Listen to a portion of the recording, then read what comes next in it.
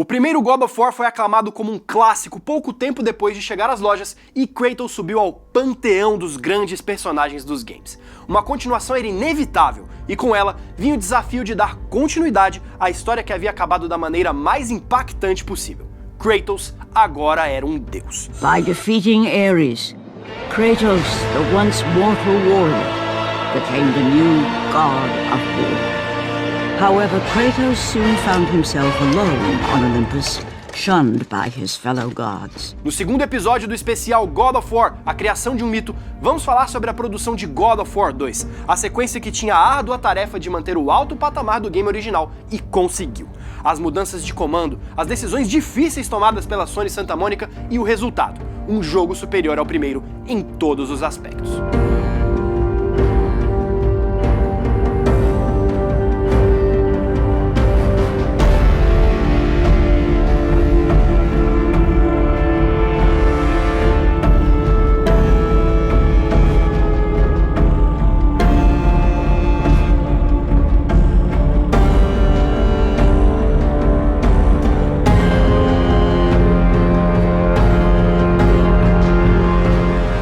Desde a cena de créditos do primeiro God of War, a gente tinha certeza de que a história de Kratos ia continuar, mas a grande dúvida era em qual plataforma. Em 2005, o consenso era de que o PlayStation 2 já vivia o seu auge e o anúncio de um novo aparelho, um PlayStation 3, era questão de tempo. Foi exatamente o que aconteceu. Entre o lançamento do primeiro God of War e o anúncio do segundo, a Sony apresentaria ao mundo seu próximo passo na evolução técnica do meio. Everyone, this is PlayStation 3.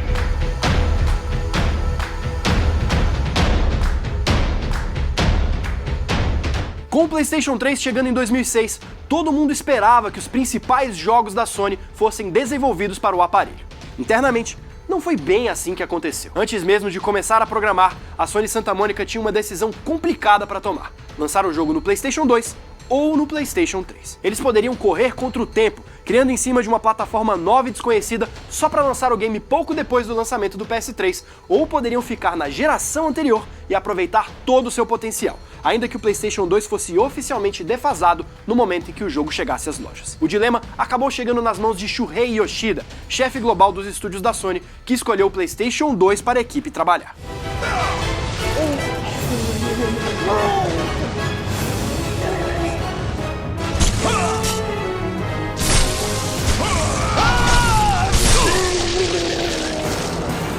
Na história dos games é bem comum que os criadores dos grandes jogos permaneçam muito tempo com suas criações, às vezes produzindo continuações por décadas. Com God of War aconteceu o contrário. David Jaffe, a mente criativa por trás do primeiro jogo, assumiu o posto de diretor criativo da Sony Santa Mônica como um todo e continuou como um porta-voz da franquia, o cargo no qual ele ficaria até deixar o estúdio em 2007. O real comandante de God of War 2 seria Cory Barlog. I think first of all, like when people pick up the game, radically different isn't really what the game is about. Like to me, the best parallel is to say, I watched Fellowship of the Ring, and when I go watch Two Towers, what am I going to see that's totally different? Are there going to be spaceships? Are there going to be, giant robots? What is different in the game, or not the game, but the movie? And it's like, well, no, it's Fellowship of the Ring, Two Towers, and Return of the King. It's all one big piece. That's kind of, to me, what God of War is. It is a continuation, it is a giant piece, it's a story that we're trying to tell. Look at it like, sequel, here's your list of sequel features. It really is more of a continuation. Right. We put the 2 in the title because there was a sense of, we don't want people to think it's an expansion pack. Right. We want it to be very clear. In fact, we asked marketing, we wanted to have no number. We wanted to just call it God of War, and then obviously that would lead to a lot of confusion. How do you market that? How do you explain that? But in essence, that's how we think of it. This is just simply more of the story that we were already in the middle of telling. And if we could, and I don't know, one day maybe if we're so fortunate to make, a series of these to complete the whole story, ideally it would just be called God of War. It's not really God of War 2 to us. It's just simply the second act, basically. Depois de ser um dos principais personagens na construção de Kratos, Barlog era o candidato natural a assumir a direção do próximo God of War no lugar de David e Jeff. A dupla tinha uma vontade muito clara de continuar a história do espartano exatamente onde ela parou, no encerramento do primeiro game. Mas continuar essa história se provou ser uma tarefa complicada. God of War 2 foi o primeiro trabalho de Barlog como diretor e também como roteirista. It's my face and my name out there that if this is bad, I'm the guy. You're the guy that fucked up God of War, you know, like that weighs heavily. Para dar conta desse desafio, o desenvolvedor pediu primeiro a ajuda de seu pai, o escritor J.M. Barlog. A colaboração não deu tão certo quanto o diretor do jogo esperava, mas foi vital para construir a aventura de Kratos. When God of War 1 finished and we came back, you know, after everyone went on vacation, we came back and we had a script of God of War 2, which was like which wouldn't be what the actual game was going to end up being. Yeah. So for a long time we were basing it on that script and a lot of production was going, and then at one day, like it just changed. Like it was something completely new. Mm-hmm. And it wasn't completely new. I mean, there were some elements that were kind of shared, but there was enough new there that I was like, okay, we're starting over. Did that come out of the mechanics of how you were building it, or did it come out of the narrative of the way you were seeing the story evolve? It came out of my crappy first draft. I was going to say, when is Corey going to Yeah, that's really like, I think it was Jaffe and Studstill in an office with me, sitting across from me and being like, all right, Barlog, this is not really that good. You know, and I think I had the Wind Waker ambitions. Like, so Kratos was taking a boat to like all these different islands and stuff. It was just insane. I wrote that first draft with my dad and had realized that like we had these crazy ambitions, and I was steering us in such wild, bizarre ways and not really seeing the forest for the trees. And what was fascinating is that, you know, writing something with your dad is a very interesting experience because you just clash all the time. But it's the good creative clashing, you know, the kind that you hang up and then I'm not gonna call you for 24 hours, you know? Then you call, I'm sorry. Like, it was kind of interesting because I realized like that's it. That's the story. It's the father-son dynamic of like, oh, there it is. It's Kratos and Zeus. That's where it is. So. Yeah. It was a cool organic process, but at the same time, you know, that meeting sucked.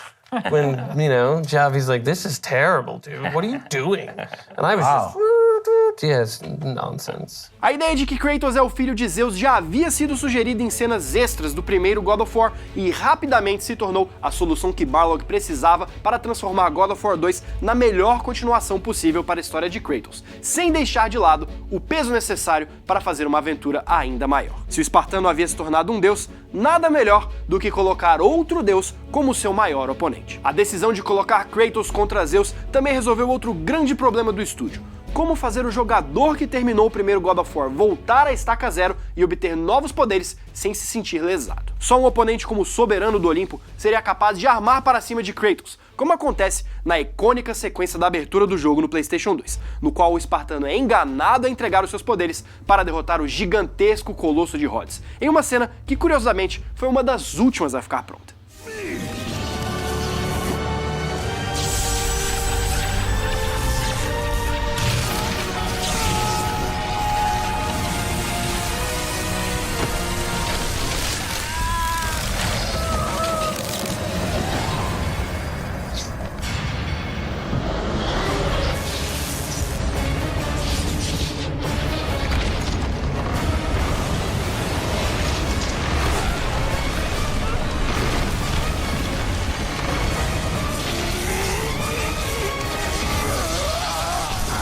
Yeah, that was a lot of pressure to figure out, like, one, how do you pay it off and then also take them back down a peg so that they have somewhere to go, right? Because like it's the Castlevania Symphony of the Night thing was sort of the inspiration of feeling like, you know, beginning of that game, you're super powered up and then death steals all of your stuff and then you want to get it all back. And I was like, I love that. That was a really cool moment from my sort of early gaming history. So I kind of was inspired by that for this whole beginning, to have the big action beginning, you get all of your toys, you can do so much stuff, and then Zeus takes it away. Depois que a trama de God of War 2 finalmente se encaixou, o restante do desenvolvimento do jogo começou a fluir rapidamente para a Sony Santa Mônica. Nessa parte, o estúdio sabia muito bem o que deveria fazer: pegar tudo que deu certo no primeiro jogo e aumentar em termos de escala e desafio. Uma das maiores provas disso é que God of War 2 tem 2 vezes mais chefes do que o primeiro game, oferecendo encontros épicos contra figuras da mitologia grega como Perseu, Teseu e Ícaro. Foi deste personagem, inclusive, que veio uma das novas mecânicas do jogo, as asas de Ícaro, que permitiam Kratos planar e alcançar plataformas mais distantes. Os puzzles também receberam a atenção especial da equipe e usaram uma das principais novas mecânicas de Kratos, a habilidade de parar o tempo com um amuleto do destino. Com ele, o espartano conseguia se mover enquanto o resto do cenário permanecia parado. God of War 2 mirou em uma aventura maior e mais imponente do que o seu antecessor, tanto do ponto de vista técnico como de gameplay. Mas isso nem sempre foi fácil. Um dos maiores exemplos foi o voo com o Pégaso, uma sequência relativamente curta no meio da história que deu tanto trabalho quanto produzir um jogo do zero. It's kind of like developing a new game. Every step of the way, you get one thing fixed and then you find something else that you didn't know about, so it's not like you can say it was broken, but it's a new feature that you need, and it's still happening right now. Pegasus is a different game. Might as well be called Pegasus. Por outro lado, o sucesso da franquia também permitiu que o estúdio aumentasse os valores de produção, sobretudo na parte de áudio. Gerard Marino, o compositor da série, estava inspirado na criação da trilha sonora, a única da franquia a ser nomeada para o prêmio BAFTA. Já o time de dublagem ganhou adições de peso. Ao lado de Terence Carson, a voz de Kratos, foram contratados nomes conhecidos em Hollywood, como Harry Hamlin, que reprisou o papel de Perseu, que ele viveu lá em Fúria de Titãs, um dos filmes que inspirou God of War. Clash of the Titans thing, this movie that I didn't think was going to really go anywhere, became this long-lived, iconic film. At least I can bathe in the glory of being the one who brought down the mighty Kratos, the slayer of gods. Atlas, o gigantesco ser que carrega o mundo nas costas e protagoniza uma das cenas mais impressionantes do segundo game, foi interpretado pelo saudoso Michael Clarke Duncan, indicado ao Oscar pelo filme A Espera de um Milagre. I got it. We can. This is going to be good. It's going to be real good. I'm very excited about Atlas. To me, it was a big coup to get Michael Clarke Duncan, because when I thought about Atlas, that's the voice that always attached it for me. He has an incredibly powerful, commanding voice.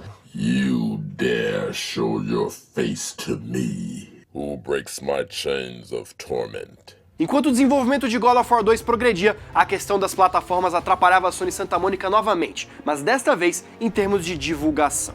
Com a Sony totalmente focada em mostrar o PlayStation 3 e seus jogos em sua conferência na E3 de 2006, o estúdio teria apenas o tempo de chão da feira para mostrar o seu jogo ao público e à imprensa. A solução foi elaborar uma demonstração parruda de quase meia hora para mostrar as novidades que o novo God of War tinha a oferecer.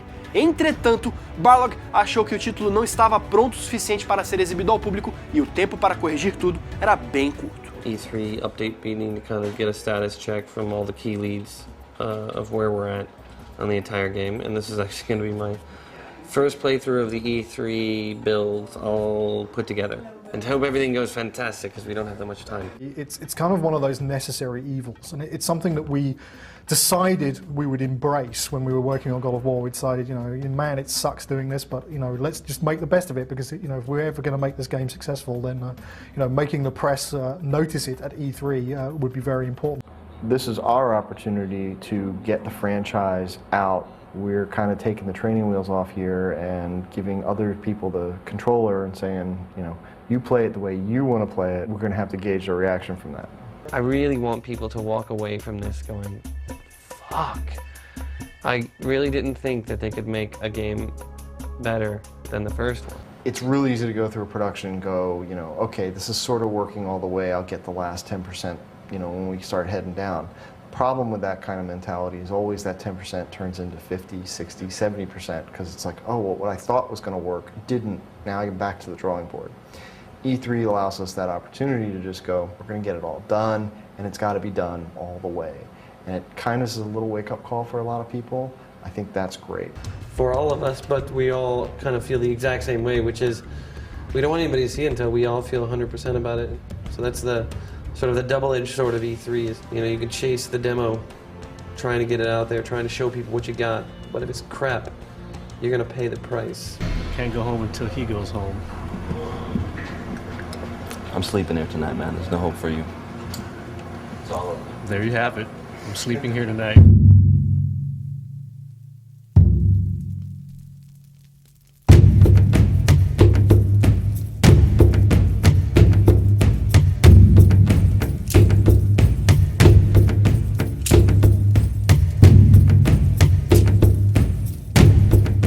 esforço da equipe de desenvolvimento deu certo. A E3 de 2006 foi um tanto desastrosa para a Sony, que sofreu muitas críticas com o alto preço do PlayStation 3. Mas, no chão da feira, God of War 2 foi um dos pontos altos e brilhou a ponto de fazer frente ao line-up de jogos de lançamento do PS3. As a consumer, I say, why am I going to go drop cash on a 360 or a PS3 when I can get that kind of performance out of my PS2 and a game that looks that great?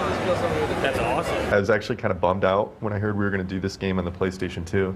You know, going to E3, I was just like, this is great. We're squeezing juice out of the PS2 that's, you know, looking at the games at E3. 99% of the time when I look at a game, I'm like, our game looks better. Oficialmente, a explicação de lançar God of War 2 no PS2 foi a de que o jogo chegaria a uma base muito maior de jogadores, já que mais de 100 milhões de unidades do console já haviam sido vendidas. Os jogadores do PlayStation 3 também poderiam aproveitar o game por meio da retrocompatibilidade, que existia nas primeiras versões do PS3. Internamente, a decisão de lançar o jogo no PS2, que parecia errada lá no começo, se provou vital para o lançamento do jogo. God of War 2 foi lançado em 13 de março de 2007 e teve um número de vendas parecido com o da primeira versão, mesmo com o PlayStation 2 já nos seus últimos anos de glória.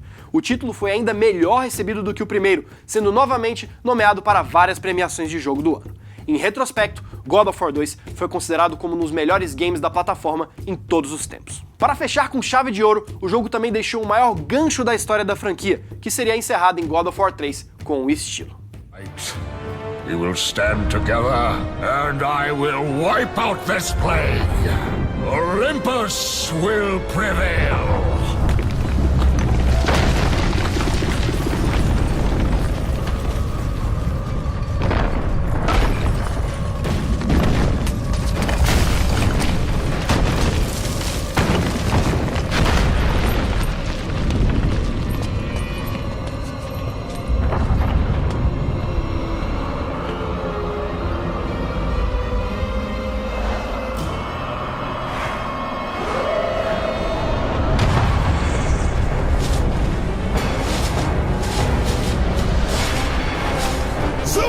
Your son has returned! I bring the destruction of Olympus!